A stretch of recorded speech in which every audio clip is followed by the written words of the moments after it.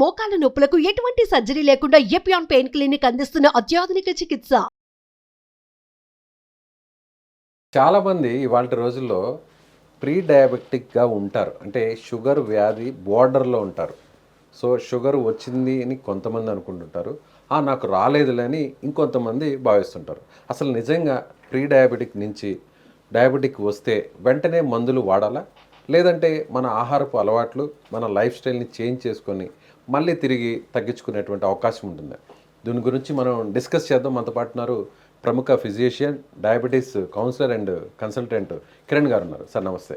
నమస్కారం సార్, చాలామందిని రకరకాల అపోహలు ఉన్నాయి. అంటే కొంతమంది HbA1cలో 5.8 వచ్చిన వాళ్ళు ఉన్నారు, 6 వచ్చిన వాళ్ళు ఉన్నారు, 6.2, 6.4, తర్వాత 3 months తర్వాత 6.8 అలా వచ్చిన వాళ్ళు ఉంటారు.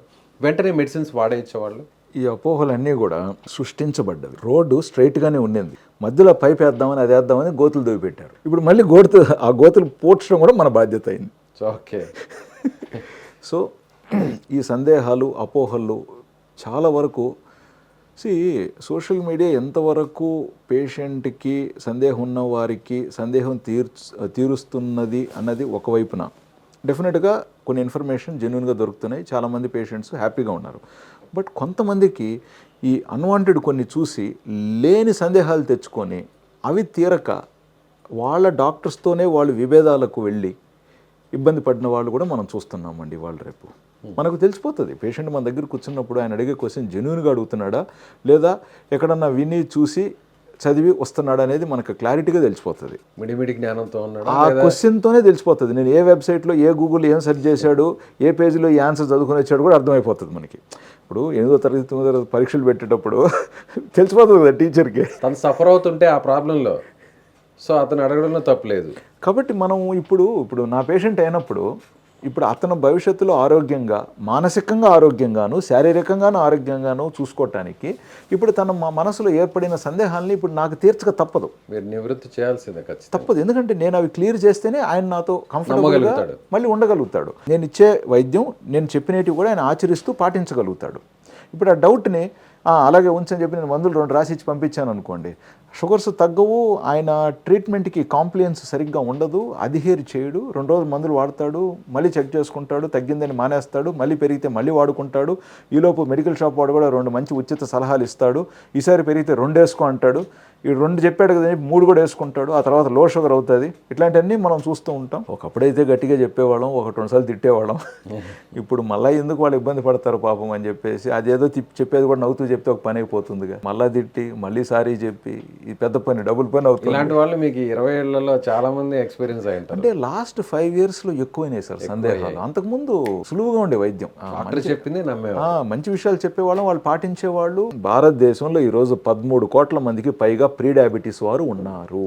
అంటే HbA1c 6.4 వరకు ఉంది వారికి. ఈ 140 కోట్లలో 13 కోట్ల మందికి ప్రీ డయాబెటీస్ ఉంది. అండ్ వీళ్ళల్లో చాలా మందికి మళ్ళీ ఊబకాయం ఉంది. సో ఇక్కడ ఏంటంటే 6.4కి మనం మెడిసిన్స్ ఇవ్వాలని ఇవ్వం. 6.4 HbA1cని పెరగనివ్వకుండా వీళ్ళు అక్కడే మెయింటైన్ చేసుకుంటూ ఉన్నారు అనుకుందాం 3 monthsకి ఒకసారి. మరి ఇంకొకటి HbA1c చేయాల్సింది 3 నెలలకు ఒకసారే, లేదా మీ డాక్టర్ ఇది అవసరం అని చెప్పినప్పుడే. మీరు దగ్గరలో ల్యాబ్ డిస్కౌంట్ ఇస్తున్నాడు కదా, ఆఫర్ ఇచ్చాడు కదా అని వారం నెల చూసుకోవటం వల్ల మీకు ఇబ్బంది. ఆ రిపోర్ట్స్ తీసుకొని డాక్టర్కి తీసుకొస్తే డాక్టర్ కూడా చిరాకు అవుతుంది. 3 monthsకి ఒకసారి చేయించుకోవాలి. 3 monthsకి ఒకసారి చేయాల్సింది 3 monthsకి ఒకసారి చేయాలి. మీకు ఏదన్నా అతను వీక్లీ ఒకసారి ఇంట్లో సెల్ఫ్ మానిటరింగ్ బ్లడ్ గ్లూకోజ్ చేసుకోమని చెప్పుంటే అది చేయండి. సో 6.4లోనే మెయింటైన్ అవుతున్నారు అనుకుందాం, వెయిట్ పెరగట్లేదు అనుకుందాం, మెడిసిన్స్ అవసరం ఉండదు. అదే diet, low glycemic index, high protein, high fibre డైట్తోనే కంటిన్యూ అవుతూ ఉండాలి. ఇది ఏంటి అంటే అది న్యూట్రిషనిస్ట్ వాళ్ళకి కౌన్సిలింగ్ చేసి వాళ్ళ బాడీని బట్టి, వెయిట్ను బట్టి, వెజిటేరియనా నాన్ వెజిటేరియనా, గ్రోయింగ్గా ఎదిగేవారా లేకుండా ఉంటే లేడీ అయితే 40-50 years ఏజ్ గ్రూప్లో ఏమేమి ఫుడ్ అవసరము, మగవారు అయితే 50-60 ఏజ్ అయితే ఏంటి అవసరం, వాటెవర్ ఆ డైట్ అన్ని మనం వాళ్ళు చూసుకుంటారు, దాన్ని బట్టి సెట్ అవుతారు. బట్ ఇప్పుడు ఒకరు కొంచెం వెయిట్ ఎక్కువ కూడా ఉన్నారు, వారికి 6 kilos తగ్గితే కూడా మంచిది. ఈ 6 kilos 3 నెలల్లో తగ్గాలన్నా, 6 నెలల్లో తగ్గాలన్నా, 9 నెలల్లో తగ్గాలన్నా, ప్లస్ వీరి వర్క్ ఏంటి, ఇటు అటు తిరుగుతూ చేసుకునే పనా, లేదా ఉదయం నుంచి సాయంత్రం వరకు కూర్చొని చేసుకునే పనా, స్ట్రెస్ పనా, సరదాగా చేసే పనా, దాన్ని బట్టి మనం అనేక కౌన్సిలింగ్ ఫ్యామిలీలో ఏదైనా కాంప్లికేషన్స్ ఉన్నాయా, అదొకటి. సో దాన్ని బట్టి మనం స్ట్రెస్ ఏమైనా ఎక్కువ ఉందా? అవును. ప్లస్ ఇది వరకు ఆల్రెడీ డాక్టర్ని ఏమైనా కలిసారా, మరి ఆ డాక్టర్ దగ్గర నుంచి ఇప్పుడు మన దగ్గరికి ఎందుకు వచ్చారు, దానికి గల కారణం ఏంటి, వెరీ ఇంపార్టెంట్. ఎందుకంటే అంటే మీరు అన్నట్టుగా ప్రీవియస్గా ఒక డాక్టర్ని కలిశారు, కన్సల్ట్ అయ్యారు, సో ఆయన ఖచ్చితంగా మెడిసిన్ వాడాల్సిందే అని చెప్పారు అనుకుందాం. ఓకే, ఒప్పుకుందాం. వద్దు, నేను మెడిసిన్ వాడితే ఇంకా లైఫ్లో వన్స్ ఒకసారి షుగర్ వచ్చిన వాళ్ళు మెడిసిన్ వాడితే ఇంకా లైఫ్ లాంగ్ మెడిసిన్ వాడాలి, అంతేనా? ఓకే. ఒకవేళ ప్రీవియస్ డాక్టర్ ట్యాబ్లెట్ పెట్టుంటే కూడా అది అది స్టార్ట్ చేశారు కాబట్టి ఇంకా మీరు లైఫ్ లాంగ్ వాడాలని ఎక్కడ రూల్ లేదండి. ఈవెన్ ఆ డాక్టర్ కూడా మీకు ట్యాబ్లెట్ పెట్టినట్లయితే ఆయన ఒక పర్పస్ కోసం పెట్టుండొచ్చు. ఆ ట్యాబ్లెట్ షుగర్స్ని డౌన్ చేయకుండా భవిష్యత్తులో షుగర్స్ పెరగకుండా స్టేబుల్గా ఉంచడానికి కోసం ఆయన సేఫ్టీగా పెట్టుండొచ్చు. లేదా స్ట్రెస్ఫుల్ కండిషన్లో పేషెంట్ ముందుకెళ్తున్నారు, ఈ స్ట్రెస్ వల్ల కూడా తనకి HbA1c 6.4 నుంచి 7.5కు జంప్ అయ్యే ఛాన్సెస్ ఉన్నాయి కాబట్టి ఇది పెడితే జంప్ అవ్వకుండా ఉండొచ్చు అని చెప్పి ఆయన గ్రహించి ఉండొచ్చు. ఇప్పుడు మీకు తగ్గిన రీడింగ్స్ ప్రకారంగా అతన్ని సంప్రదించుంటే కూడా ఆయన ఈసారి ఆపేసి ఉండిండొచ్చు కదా. ఓకే. సో ఇవన్నీ వెరీ ఇంపార్టెంట్ అండి. మనం ట్యాబ్లెట్ పెట్టకుండా ముందుకెళ్తున్నాము, బట్ ఇతను వెయిట్ పెరుగుతున్నారు అంటే అన్డిజైర్డ్ వెయిట్ గెయిన్ ఉంది అక్కడ. తర్వాత HbA1c కూడా ఎదుగుదల వైపు చూపిస్తుంది. అటువంటిప్పుడు ట్యాబ్లెట్ పెడితే బెటర్ అనే విషయాన్ని మళ్ళీ మనం గుర్తిస్తాం. సో ఇక్కడ ట్యాబ్లెట్స్ అంటే సార్, ట్యాబ్లెట్స్లో 2-3 రకాలు ఉన్నాయి. ఇప్పుడు ఇటీవల మనకు కొన్ని మాత్రలు ఏంటంటే ప్రీ డయాబెటీస్ ఉన్నప్పటికీ బ్లడ్ ప్రెషర్ కానీ ఒకవేళ ఉంటే, కొలెస్ట్రాల్ ఒకవేళ ఉంటే, థైరాయిడ్ ఒకవేళ ఉంటే, విటమిన్ డి డెఫిషియన్సీ కూడా ఉంటే, ఫస్ట్ ఇవన్నీ కూడా లైఫ్ స్టైల్ మాడిఫికేషన్స్లో ఆహార మార్పులు, వ్యాయామ మార్పులతో ఫస్ట్ సలహాలు వెళ్ళిపోతాయి. అవి బై డిఫాల్ట్ మీరు ఈ మాత్ర వేసుకుంటే ఇవన్నీ చేయాల్సిన అవసరం లేదు, అలాంటిది ఏం లేదండి. ఎలాగైతే మీరు చెప్పిన ఈ ప్రాబ్లమ్స్ అన్నీ ఉన్నాయి, ఇవన్నీ ఉన్నప్పుడు బీపీ ఉండి, థైరాయిడ్ ఉండి, హై రిస్క్ థైరాయిడ్ టాబ్లెట్ వాడుతున్నారు, సో వెయిట్ కూడా ఎక్కువ ఉన్నారు, అవును, డి విటమిన్ డెఫిషియన్సీ ఉంది, సో వాటికన్నిటికీ ఏదైతే కరెక్షన్కి అవసరమో ఆ మందులు ఇవ్వడం జరుగుతుంది. ఫస్ట్ దీన్ని కరెక్ట్ చేయాలి. ఏది వీటన్నిటిని విటమిన్ డి డెఫిషియన్సీ ఉంటే ఖచ్చితంగా కరెక్షన్ చేయాలి. థైరాయిడ్లో ఇష్యూస్ ఉంటే దాన్ని కరెక్షన్ చేయాలి. విటమిన్ బి కానీ ఐరన్ కానీ డెఫిషియన్సీ ఉంటే వాటిని కూడా కరెక్షన్ చేయాలి. అఫ్ కోర్స్ న్యూట్రిషనల్ అడ్వైజులు కూడా ఉంటాయి. మీరు ఎప్పుడు కూడా డాక్టరు మాత్ర ఇస్తున్నాడు అంటే డైట్ పాటించకూడదు అంటున్నాడని కాదు, మీరు డైట్ పాటిస్తూ ఇవి అవసరం. బట్ అగైన్ మనం ఇక్కడ చూసే ఫ్యాక్టర్స్ ఏంటంటే లాంగ్ టర్మ్, అంటే కార్డియోవాస్కులర్ రిస్క్ రాకుండా ఉండాలి పేషెంట్కి. ఇవాళ రేపు షుగర్స్ ఉన్న వారికి ప్రాధాన్యంగా తర్వాత వచ్చే పెద్ద సమస్య ఏంటంటే హార్ట్ ప్రాబ్లం కానీ కిడ్నీ ప్రాబ్లం కానీ. సో ఇప్పుడు నేను మందు పెట్టకుండా హార్ట్ రిస్క్ని తగ్గించగలుగుతున్నానా లేదనేది కూడా మనం చూసుకుంటాం. ఇప్పుడు పేషెంట్ వెయిట్ లాస్ అంటే వెయిట్ గెయిన్లో ఉన్న వ్యక్తి, అతని బరువు తగ్గితే మంచిది అనుకున్నప్పుడు బరువు తగ్గాల్సిన మార్గంలో వెళుతున్నారా లేదా అనేది మళ్ళీ ఒక 2-3 నెలలు మనం చూసుకుంటాం. ఓకే. తగ్గుతున్నట్లయితే మాత్ర లేకుండానే సంతోషమే. ప్లస్ HbA1c కూడా పెరగట్లేదు అనుకుందాం. నేను HbA1c అలాగే ఉంది 6.4 నుంచి తగ్గుతుంది అని మాట్లాడట్లేదు, అలాగే ఉంది. తగ్గితే సంతోషమే, బట్ పెరగకుండా ఉంటే కూడా మనకు మాత్రలతో అక్కడ అవసరం అని చూడం. అసలు టాబ్లెట్ ఎంత పారామీటర్స్లో వాడాలి సార్? ఖచ్చితంగా ఒక పారామీటర్ అనేది ఉంటుంది. ఒక 20 ఏళ్ల క్రితం మనం వాడే ట్యాబ్లెట్స్ ఇంత షుగర్ దాటితే ఇది అది మనం అనుకోవచ్చు. బట్ ఇప్పుడు ఏమైందంటే మందులు రకరకాలుగా మనకు అందుబాటులోకి వచ్చాయి. లో షుగర్ రానివ్వకుండా పనిచేసేటివి, షుగర్స్ని అదుపులో పెడుతూ బరువు లాస్ అవటానికి కూడా సహకరించగలిగినటివి, షుగర్స్ని పెరగకుండా కాపాడుతూ కాస్త బీపీని కూడా తగ్గించగలిగినటివి, షుగర్స్ని కంట్రోల్ చేస్తూ కాస్త కొలెస్ట్రాల్ కూడా పెరగకుండా కంట్రోల్ చేయగలిగినటివి ఇట్లా వచ్చినాయి. కాబట్టి ఒకటి ఉన్నప్పుడు ఇంకో కాంబినేషన్ ట్రై చేయాలని మనం అనుకుంటాం, బెనిఫిట్ ఆఫ్ ద పేషెంట్కే. ఎక్కడ కూడా చూడండి, ఉద్దేశం మాత్ర పెట్టడం కాదు, దానివల్ల ఉపయోగం ఏంటి, మాత్ర పెడితే వచ్చే బెనిఫిట్స్ ఏంటి, మాత్ర పెట్టకుండా వచ్చే బెనిఫిట్స్ ఏంటి. ఇప్పుడు ఒక పేషెంట్ ఒక ఫోబిక్లో సివియర్గా ఉన్నారండి, అంటే మాత్ర పెడితే వీడింగా పేషెంట్ అవుతాడు. అవును, కొంతమంది ఫోబియా ఉంటుంది. అటువంటప్పుడు మేబీ మనం ఏం చేస్తామంటే వారం వారం పేషెంట్ని రంపించుకుంటూ ఆశించిన ఫలితాల వైపు ఇతను ప్రయాణిస్తున్నాడా లేదనేది చూసుకుంటాం. మెడిసిన్ పెట్టకుండా 10లో దాదాపు 5-6 మంది ఆ రూట్లో వస్తారండి. అండ్ కొన్ని సందర్భాలలో ఒకవేళ పేషెంట్ మాత్ర కావాలని కూడా అడుగుతుండొచ్చు. అవును, కానీ మాత్ర పెడితే ఈయన సొంత ప్రయత్నం ఎంత ఉంది, మాత్రతో ఫలితం ఎంత అనేది నాకు కొన్నిసార్లు క్లియర్గా రావాలనుకోండి. పేషెంట్ మాత్ర అడిగినా సరే, నాయన నువ్వు 2 వారాల తర్వాత మళ్ళీ రా, నువ్వు ఈరోజు ఇచ్చిన ఫీజు ఆ రోజుకి నేనే ఉంచుకుంటా, ఆ రోజు నీకు ఫ్రీ కన్సల్టేషన్. బట్ ఇవి పాటించి నువ్వు 2 వారాల తర్వాత మళ్ళీ రా. ఓకే. ఈరోజు కన్సల్టేషన్ ముగించిందని అనుకోగాకు. ఈరోజు కన్సల్టేషన్ ఆరంభం అయింది, స్టార్ట్ అయింది. 2 వారాల తర్వాత మళ్ళీ నువ్వు తేబోయే రిపోర్ట్స్ బ్లడ్ రిపోర్ట్సే కాదు, నీ బాడీ వెయిట్, మేబీ నడుము కొలత, ఇవన్నీ కూడా మనం గుర్తించి ఉండొచ్చు. నడుము కొలత అని ఎందుకు అంటున్నారు సార్? అది కూడా ఒక రకమైన లావ్. అంటే వెయిట్ ఎంత తగ్గారు అనే దానికి ఫ్యాట్ వెయిట్, మజిల్ వెయిట్ని కూడా మనం గమనించుకుంటాం, క్యాలిక్యులేట్ చేయొచ్చు. ఎందుకంటే మజిల్ వెయిట్ ఇంపార్టెంట్. ఓకే. ఇప్పుడు నువ్వు పోయేసి పస్తుండి మజిల్ వెయిట్ కూడా తగ్గించుకొని వచ్చావు అనుకోండి, అది కరెక్ట్ కాదు. అది ఎలా తెలుస్తుంది సార్ మజిల్ వెయిట్ కానీ? అవి మనం కొన్ని క్యాల్కులేషన్స్ వేసుకుంటాం, బిఎంఐ కానీ కొన్ని చూసుకుంటారు, న్యూట్రిషనిస్ట్ తను కొన్ని చూసుకుంటుందన్నమాట. సో మనకు క్లుప్తంగా ఒక ఐడియా ఇస్తుంది కాబట్టి దాన్ని బట్టి మనం ముందుకెళ్ళటానికి కూడా ఈజీగా ఉంటుంది అన్నమాట. సార్ ఇప్పుడు ఫర్ ఎగ్జాంపుల్ ఒక 6 months వరకు 6.4లోనే ఉంది HbA1c. సో అలాంటి వారికి మీరు అన్నట్టు మెడిసిన్ ఇవ్వాల్సిన అవసరం లేదంటారా? 6.2 అనేది బార్డరా?